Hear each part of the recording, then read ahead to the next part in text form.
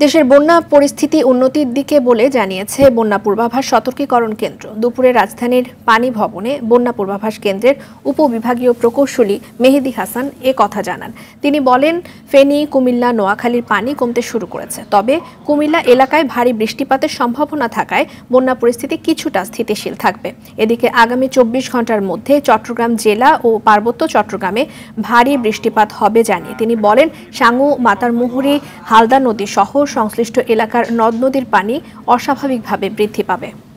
যদি বিগত 24 ঘন্টায় আমরা দেখি যে ফেনী, কুমিল্লা এবং তার যে উজানে ভারতের ত্রিপুরা অংশে ভারী বৃষ্টিপাত উল্লেখযোগ্য পরিমাণে হয়নি, ফলে ত্রিপুরার দেশের উজান এবং ত্রিপুরাতেও নদ নদীর পানির সমতল কমছে এবং ফেনী এবং কুমিল্লার নদ নদীর পানির সমতল বর্তমানে কমার দিকে আছে, কমছে, উন্নতি হচ্ছে, বন্যা পরিস্থিতির উন্নতি হচ্ছে।